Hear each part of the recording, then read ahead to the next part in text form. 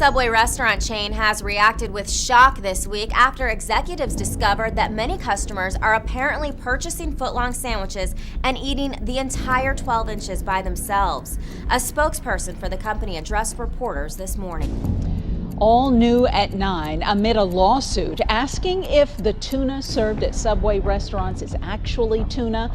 The national sandwich chain is revamping its menu. Picture this. You walk into Subway, the scent of freshly baked bread hits you, and you think, finally, a fast food place where I can feel somewhat good about what I'm eating. You glance at the menu. Tuna, chicken teriyaki, a veggie sub with all the works? Seems innocent enough, right? But what if I told you that some Subway employees, people who've worked behind the counter for months or even years, refuse to eat certain items on the menu? Not just because they don't like the taste, but because they've seen what goes on behind the scenes. We're talking about sauces that sit out too long, meats that arrive looking nothing like food until they're heated into something resembling normal, and toppings that have been sitting in the prep bin so long they should probably be eligible for retirement. One former sandwich artist put it bluntly, some of these subs should come with a warning label. And once you know what's really in them, or worse, what's not, you'll start to see that footlong in a whole new light. But here's the scary part. These aren't weird items no one orders. They're customer favorites, best sellers, items you or someone you love probably picked up without a second thought. Keep watching, because in the next few minutes, we're going to expose the 7 Subway menu items that insiders say you should never buy. And the first one, it's made headlines, confused scientists, and might not be what it claims to be at all. It might be the most infamous item on Subway's menu, and not for the reasons the company wants. Subway's tuna sandwich has been at the center of one of the strangest fast food controversies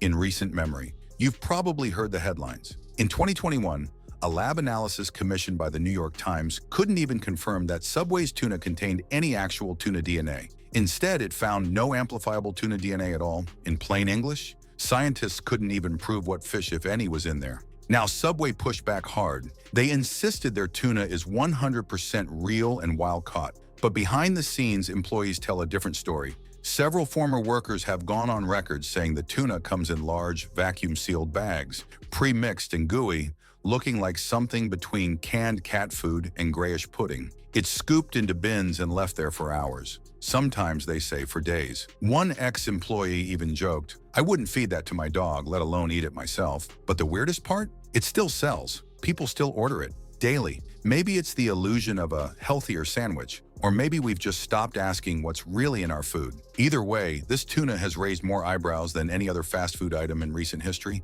and it's still on the menu like nothing happened. So next time you're staring down the counter and thinking about getting that double scoop of tuna, remember, you might not be buying a sandwich. You could be buying a science experiment. Coming up next, the chicken that looks grilled but might be hiding more filler than meat. At first glance, Subway's oven-roasted chicken looks like a safe bet. It's grilled, lean, and protein-packed, right? But what if we told you that this chicken patty might be more science project than farm-to-table protein? Because according to multiple lab tests and former employee accounts, Subway's chicken might not be as pure as you think. In a 2017 report from CBC Marketplace, lab testing revealed that Subway's chicken contained as little as 53.6% actual chicken DNA. The rest? A mix of soy protein and fillers. Subway strongly denied those claims and fought back with their own research, but the damage was done. People started looking at that dry, grill-marked patty a little differently. Employees were already suspicious long before the report. One former worker said the chicken looked like it was printed by a 3D food machine, and another described the consistency as spongy and weird, like rubber wrapped in chicken perfume. The patties arrived frozen, pre-cooked, and with those perfect black grill marks already branded on. They're microwaved or toasted until just warm enough to pass as fresh. But if you've ever taken a bite and noticed the rubbery texture or the way it pulls apart more like foam than meat, you're not imagining things. That's not backyard barbecue, it's fast food theater. And here's the kicker. This chicken is one of Subway's most marketed healthy proteins. It's recommended for dieters, athletes, even kids. But when half your meat might not even be meat, that's a problem. Next up, we're diving into something that doesn't come in a vacuum-sealed bag, yet somehow still manages to wilt and rot on the line. The so-called fresh lettuce. Subway loves to sell you the idea of fresh. It's right there in the slogan, eat fresh. But what if one of the freshest looking things on the line is actually the biggest lie? We're talking about that bin of shredded iceberg lettuce, crisp, green, and crunchy on the surface. But underneath, a damp, browning mess, that employees quietly dread touching by the end of a long shift. Former Subway workers have spilled the tea, and it's not pretty. They say that lettuce is pre-shredded in massive factory-packed bags and dumped into prep containers. Sounds harmless, until you realize how long it sometimes sits there. One employee admitted, "We were told to use it until it smells off, not toss it at the end of a shift." Another said they had to pick out the slimy brown bits in the morning so the top layer looked clean. In other words, it's fast food camouflage. And if you've ever taken a bite of your sub and felt that weird wet crunch, or worse, tasted something a little off, you might have met one of those past their prime pieces. It's not just unappetizing. Lettuce like that can be a breeding ground for bacteria, especially when stored improperly in humid, lukewarm bins. Now, to be fair, not every Subway handles it this way, but the inconsistency across stores is enough that even seasoned employees warn friends to just skip the lettuce unless you watch them pour it fresh from the bag. That's not the confidence you want in your vegetables. But believe it or not, the lettuce bin isn't the worst offender in the topping section. The next item is something people love to drown their subs in without realizing just how old, crusty, and dangerous it can get. Coming up, the sauce bottle staff. Quietly avoid and why they could be hiding more than flavor. You know that satisfying moment when a Subway worker adds the final swirl of Chipotle, Southwest, or honey mustard on your sandwich? For many customers, it's the best part. But behind the counter, some employees see those sauce bottles and flinch. Why? Because they know what's actually lurking under those colorful caps. And let's just say, it's not always something you want touching your food. Multiple former workers have admitted that sauce bottles often go days without a proper cleaning. Some are just topped off with new product, leaving older, stickier, sometimes even expired remnants sitting at the bottom.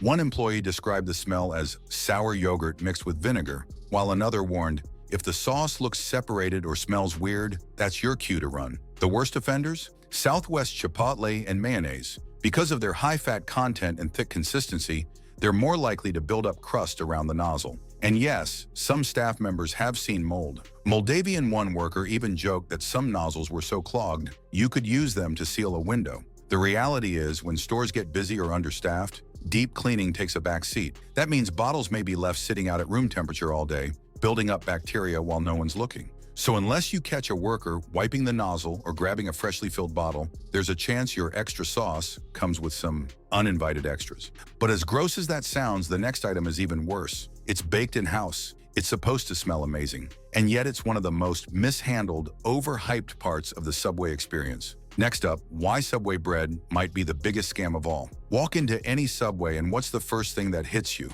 That warm, doughy smell that practically screams freshly baked bread. It's comforting, nostalgic, and brilliantly engineered. But here's the uncomfortable truth. That smell may be the biggest illusion Subway sells. Because while the bread is technically baked in store, many employees say the reality behind the counter tells a very different story. According to several ex-staffers, the bread arrives at each store pre-made and frozen, fully shaped, partially cooked, and pumped with additives to keep it shelf-stable. Workers simply toss it into an oven and let the heat do the rest. The result? Bread that looks and smells fresh, but may have been sitting in a freezer for weeks. In fact, some loaves reportedly get recycled for the next shift if they weren't used the day before. One employee described slicing into a fresh sub roll, only to find it dry in the center and hard as a rock on the ends. And then there's the ingredient list. In 2020, Ireland's Supreme Court ruled that Subway's bread couldn't legally be called bread under Irish tax law because it contains too much sugar to meet the legal definition.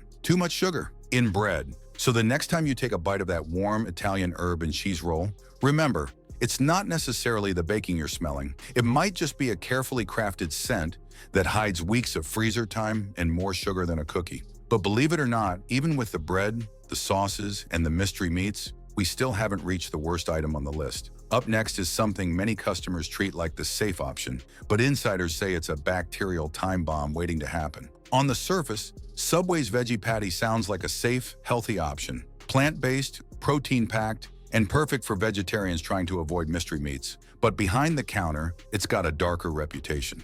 Former employees say this item is one of the least ordered, least rotated, and least trusted products in the entire store. Why? Because it's notorious for going bad, quietly and often. Veggie patties come frozen, like most other Subway proteins. But unlike the popular meat choices, these patties don't move fast. One former staff member confessed, "We'd prep a tray, stick it in the fridge, and then forget it was there. For days, Another said they once found a veggie patty with visible mold along the edges and had to toss the whole batch and pretend it never existed. And the texture? Even when fresh, these patties can feel dry, crumbly, and oddly spongy. But once they've been sitting for too long, they turn mushy, damp, and discolored. One worker said the inside would get gray and slimy before it ever smelled bad. It looked like something left in a compost bin. Customers who ordered them rarely complained because they just assumed that strange texture was normal. What's worse is that many stores keep the veggie patties in metal bins alongside other proteins, raising the risk of cross-contamination. If someone doesn't clean the tray properly or uses the same gloves to grab different meats, those clean patties might not be so vegetarian after all. But if you think that's bad, wait until you hear about what's lurking in Subway's most iconic sandwich of all time. It's meaty, cheesy, and drowning in sauce. But employees say it's also a mystery stew of old meat, reused sauce, and microwave regret. Ah, the meatball marinara. The warm, saucy, gooey mess that's supposed to taste like comfort food in a sub roll. It's one of Subway's longest-running items and one of the biggest red flags, according to employees. Behind the scenes, this fan favorite is less Italian grandma, more food court horror story. Let's start with how it's made. Subway's meatballs arrive frozen and are reheated in the store's microwave or a steamer. Then they're dumped into a metal container, covered in sauce, and placed in a hot holding tray. Sounds fine, right? But here's the problem. They're often held for hours, like hours, sometimes over an entire shift.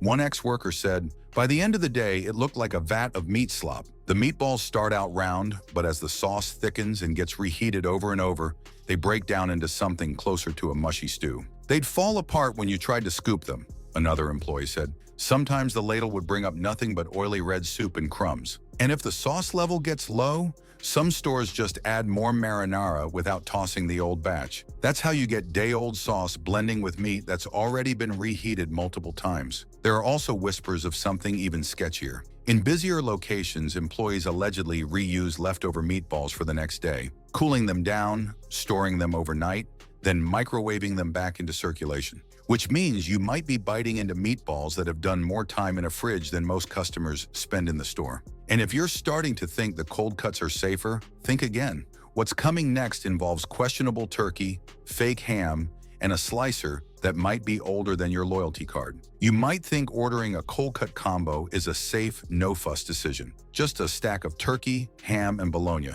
Simple and protein-packed, right? Not so fast. Subway's deli meats have long been surrounded by mystery, and according to former employees, the truth is more complicated and more processed than most people realize. Let's start with the turkey. It's not your typical roasted breast from the deli counter. It's a formed meat product made from a slurry of turkey parts pressed together to look like whole slices. Same goes for the ham. Multiple former workers have confirmed that it arrives in plastic-wrapped logs and is pre-sliced or sliced in store using equipment that, brace yourself, is rarely deep cleaned. One employee bluntly described it as meat Play-Doh shaped into food. And what about the cold cut combo's infamous third meat? That's not actually bologna. It's something called salami-type meat, or Subway bologna, a pinkish blend of beef, pork, turkey, and who knows what, held together with binders and preservatives. It's ultra-processed and salty enough to make your blood pressure do backflips. Then there's the slicer itself. In some stores, it's cleaned daily.